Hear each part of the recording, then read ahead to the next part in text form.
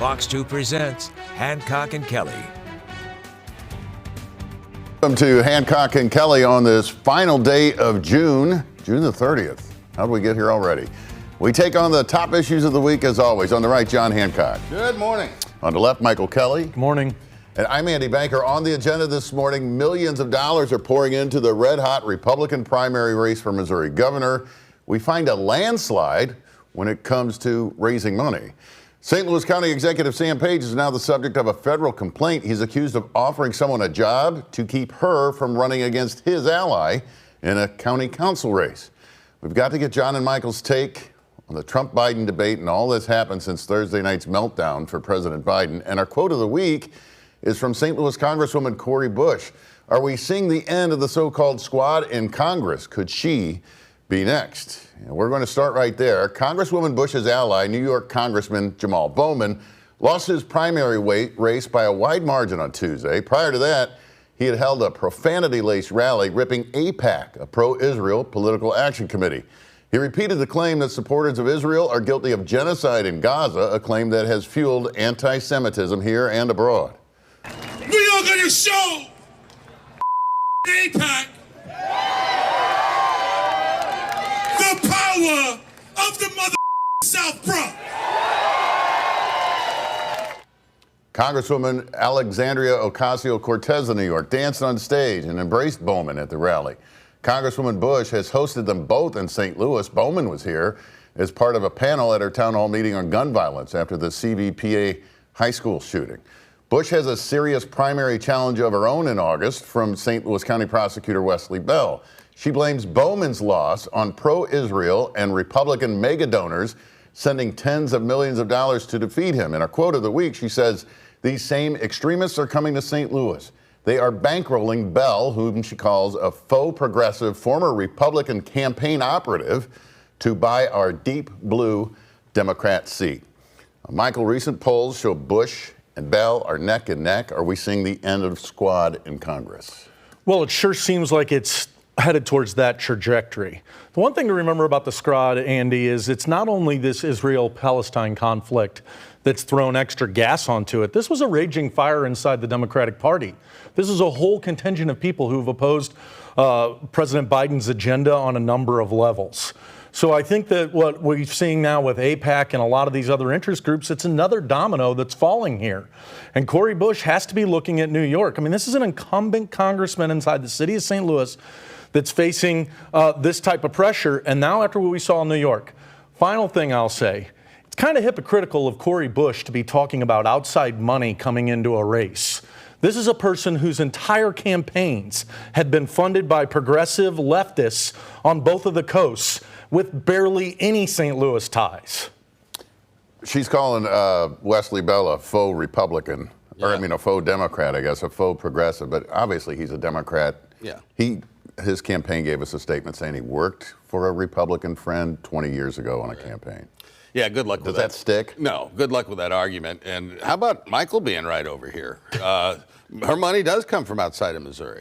This is a race that you don't see cycles very often where more than one incumbent member of Congress loses in their party's primary. If Cori Bush goes down to defeat, and I think she will, that'll make two of these folks. And, you know, the Democrats are, it's not just the AIPAC money. There's a lot of institutional Democrat money that would like to see Cori Bush gone as well. If she's able to hold on, though, she's going to have this seat forever. So if you're going to take her out, now's the time.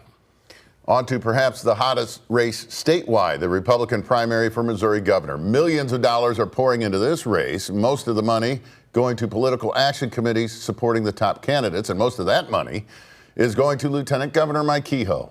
The American Dream PAC, which supports him, had $4.5 million on hand at the end of the last quarter, which was the end of March.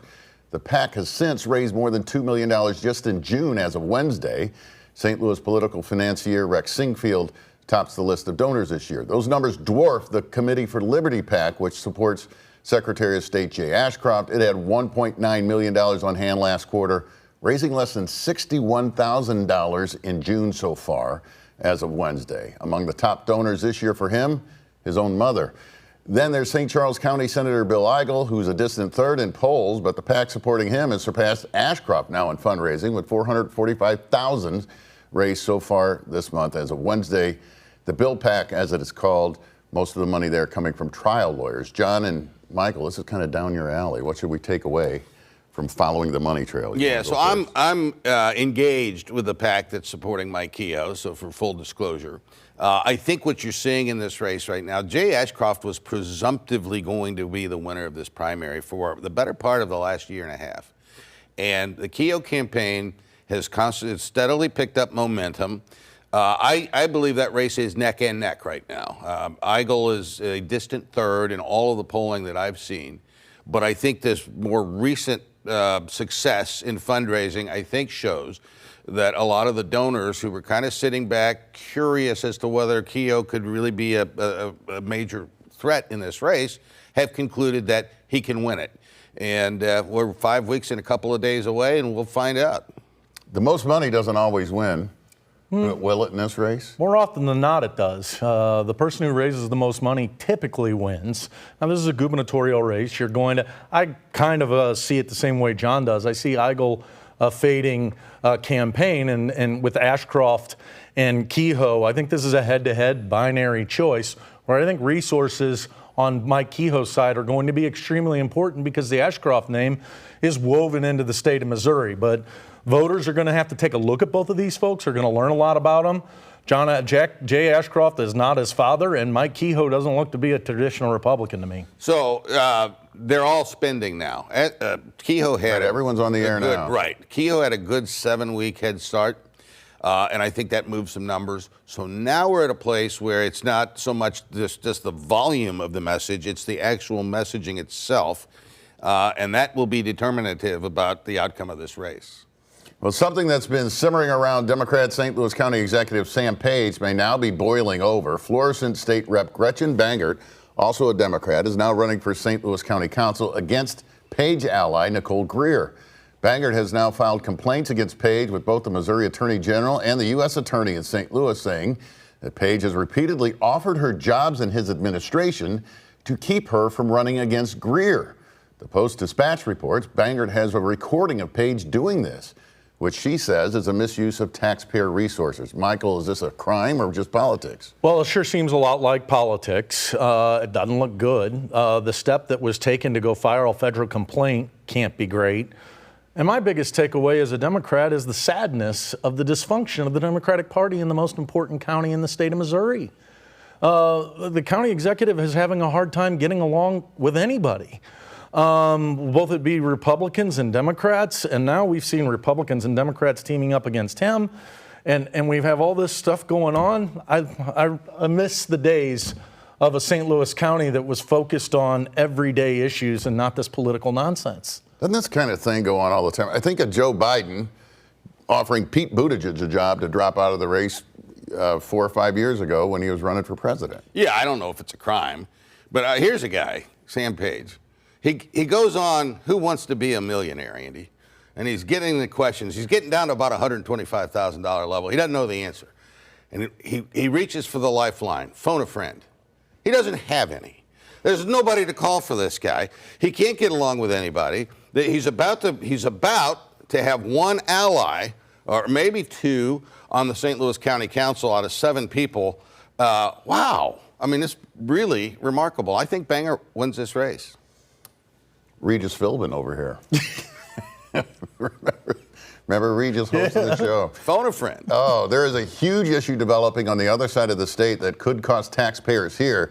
The state of Kansas is offering bonds to cover up to 70% of the cost for new stadiums for the Kansas City Chiefs football team and the Kansas City Royals baseball team. Missouri's governor says not so fast.